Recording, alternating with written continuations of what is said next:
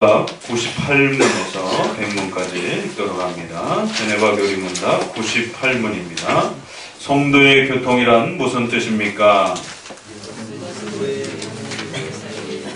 일치를 보다 잘 설명해야 하는 것입니다.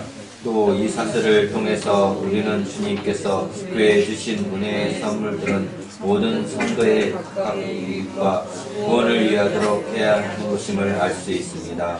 그 까닭은 그들은 다 서로 사귐을 가지고 있기 때문인 것입니다. 그러면 당신이 교회에 관하여 말하는 이 거룩함은 현재 완전한 것입니까? 아닙니다. 교회가 이 세상 안에서 싸우고 있는 중에는 그렇지 못합니다. 왜냐하면 교회의 역사 속에서 교회는 언제나 불완전한 상태로 남아 있었기 때문입니다. 이것은 교회가 그 머리 대신 예수 그리스도와 완전히 결합되어 운에 의해 완전히 거룩하게 되기까지는 결코 제거되지 않을 것입니다. 이런 공동적 교회는 이를 믿는 것 외에 다른 방법으로는 이해될 수 없습니까? 하나님께서는 이를 알 수 있도록 우리에게 주신 외적인 표징이 따르면 보이는 교회가 있습니다. 그러나 이 신앙고백서에서는 본래 하나님께서 구원하시기 위해 선택하신 사람들의 공동체에 대해서 말하고 있는 것입니다. 그렇기 때문에 공동적 교회는 사람의 눈에는 충분하게 볼 수 없습니다. 사도신경에서 소개되는 교회의 핵심적인 두 고백은 거룩한 공교회, 바로 하나님이 택하신 하나님의 백성들, 바로 공적인 하나님의 나라의 백성들이라고 하는 공적 교회, 거룩한 보편적 하나의 교회라는 이 첫 고백과 또 그리고는 성도의 교통이라고 하는 이 두 고백이 가장 핵심이라고 말씀을 드렸습니다. 성도의 교통이란 이것은 교회 회원들 사이에 있는 일치를 보다 잘 표현하기 위한 그런 고백입니다.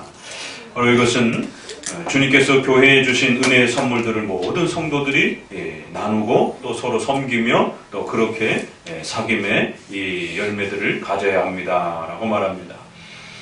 하나님의 택한 백성들은 창조로부터 종말에 이르기까지 모두를 포함합니다.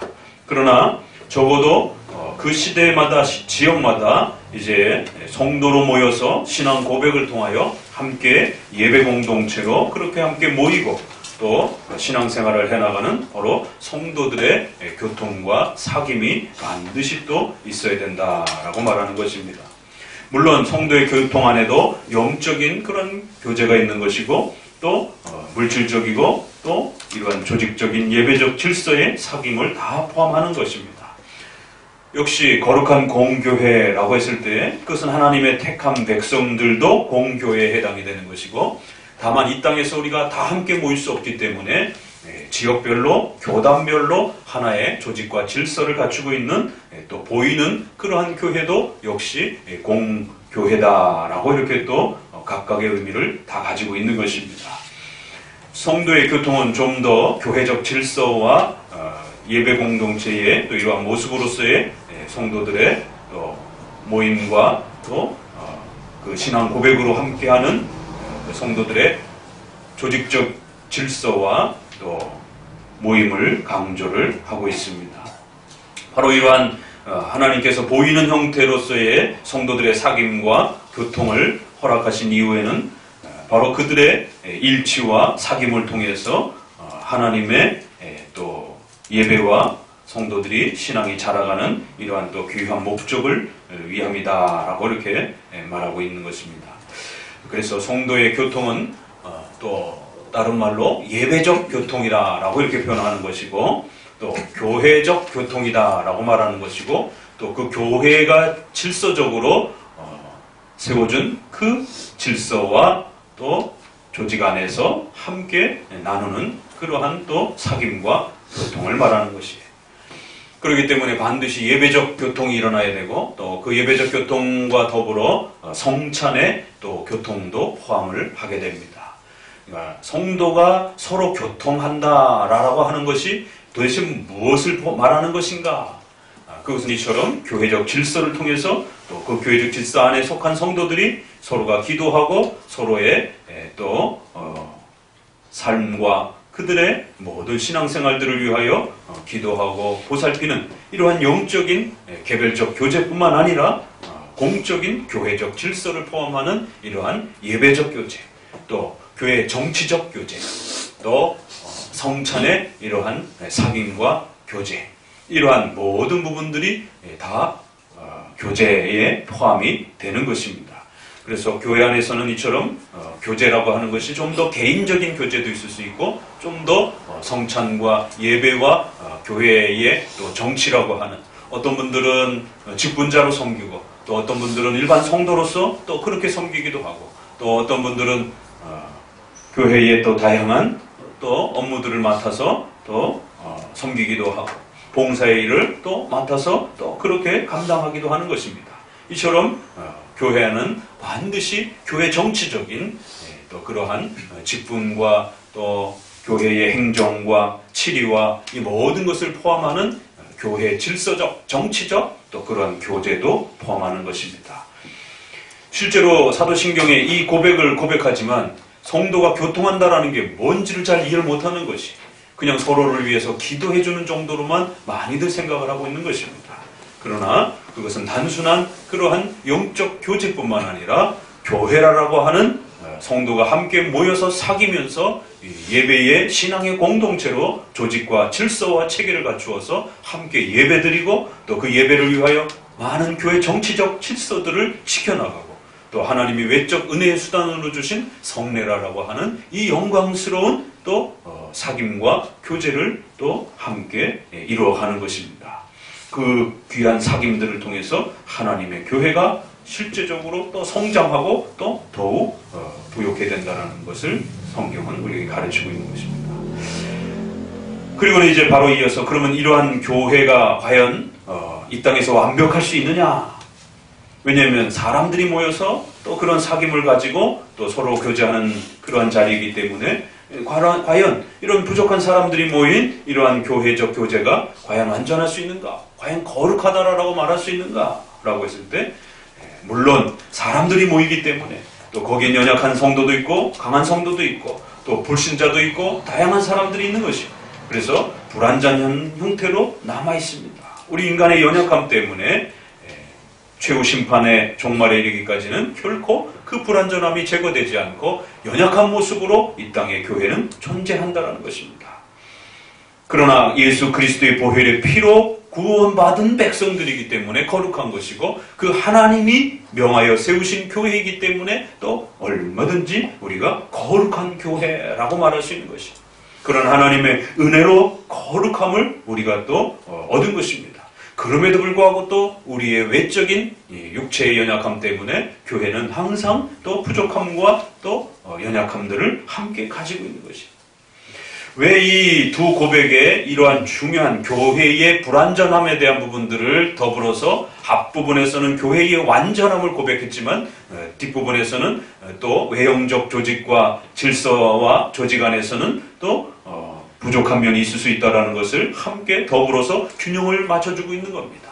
왜냐하면 종교개혁 당시에 벌써 로마 가톨릭의 지나친 조직교회의 이러한 강압적인 조직의 이러한 질서의 억압들의 피해를 또 느꼈던 많은 사람들이 극단적으로 교회의 조직과 질서들을 무시하고 결국에는 완전한 영적 공동체로서의 그러한 극단적 이러한 제세례파와 같은 완전성을 강조하는, 그래서 교회는 부족한 이러한 또 연약한 이러한 상태로 있어서는 안 되고, 신앙이 완전한 사람들을 중심으로 해서 완벽한 교회의 모습으로 이렇게 남아 있어야 된다라고 하는, 조금도 부족함과 연약한 성도들을 인정하려고 하지 않는, 그래서 가장 거룩한 성도들을 중심으로 해서 모이려고 하는, 그러다 보니까 누가 더 거룩하냐라는 문제를 가지고 싸우게 되고, 결국 교회의 이러한 소위 개혁의 명분을 가지고 누가 더 거룩하고 개혁하느냐라고 하는 지나친 결국 경쟁과 또 이런 분열을 통해서 끊임없이 교회가 또 위협받게 되는, 어거스틴 시대에는 그런 가장 완전한 그런 거룩한 정결한 교회를 추구하는 또 그러한 이단 분파들이 도나티스파와 같은 그런 극단적 순결주의자들이 등장을 해서 어거스틴 시대에 엄격하게 이단으로 정죄받았습니다.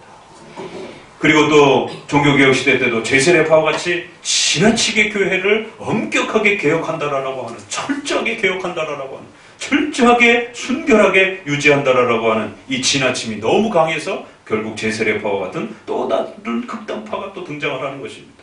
오늘 우리 시대도 한국교회 안에 또다시 우리 안에 개혁 신앙을 표방하는 많은 교회들 안에서 엄밀한 개혁, 철저한 개혁을 부르짖으면서 또다시 최고의 성도들로만 모이려고 하는 그런 식의 극단적 개혁을 주장하는 또 그러한 소위 말해서 지나친 순결주의자들, 지나친 개혁주의자들, 이런 형태로 또 교회의 완전성을 추구하려고 하는 이러한 또 배단들이 교회에 무리를 일으키고 있습니다. 그래서 반드시 이 사도신경의 이 고백 속에는 또 외적 교회의 질서와 모습으로서는 교회는 늘 불완전함 속에서 끊임없이 자라가는 것이지 그 어떤 교회도 완벽한 교회가 없고 이 땅에 내가 마음에 들어하는 완벽한 교회를 찾을 수도 없고 또 본인 스스로도 완벽하지도 않는 것이고 그렇기 때문에 늘 부족함과 연약함에 대해서 이해하고 또 서로 포용하고 수용할 수 있는 그러한 또 자세가 있어야 된다라고 말합니다. 이 공동적 교회는 이런 방식으로밖에 이렇게 유지가 안 됩니까? 이런 방식으로밖에 드러나지 않습니까? 다른 방법으로 교회를 우리가 좀 더 이렇게 찾아볼 수는 없습니까? 없습니다. 하나님이 가르쳐 주신 교회란 바로 이러한 모습뿐인 것입니다.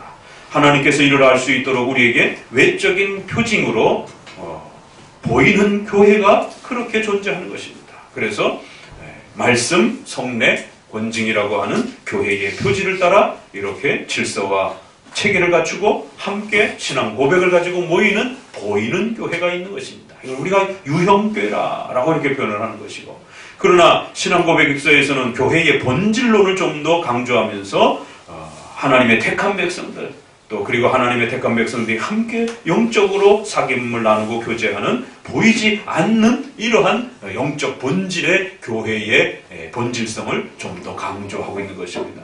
그래서 교회란 이처럼 좀 더 본질적인 그러한 영적인 교제로서의 또 하나님의 택한 백성으로서의 그러한 영적 본질을 가지고 있는 교회의 모습이 있고 또 그러한 사람들이 신앙 고백을 통해서 이 땅에 예배와 질서를 갖추고 교회적 모임으로 함께 모여서 예배하고 신앙생활하는 보이는 그러한 교회적 질서가 그렇게 구별될 수 있습니다. 이러한 모습 외에는 그 어떠한 것도 교회가 될 수 없는 것입니다.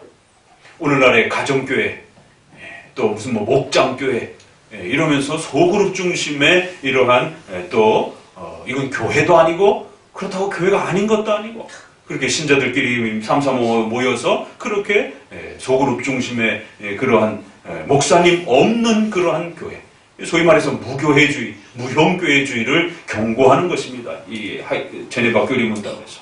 그래서 사이버 교회라든가 이러한 형태로 또 선교단체라든가 그래서 영어로도 파라처치 이렇게 해서 교회 옆에 있는 이런 뜻을 단어를 가지고 도대체 이게 교회도 아니고 교회 옆에 있다는 게 도대체 뭔 뜻입니까 이게?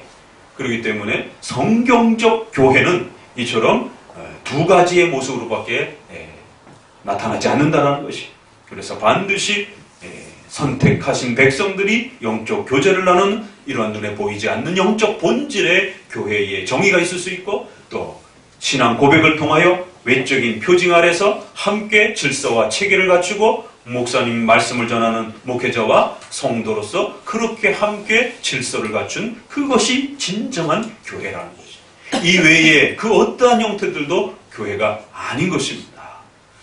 그렇기 때문에 다시 한번 이제 교회에 대한 사도신경의 이 중요한 정의들을 마음속에 깊이 잘 담아두시기를 주의 말씀으로 권면드립니다. 기도합니다.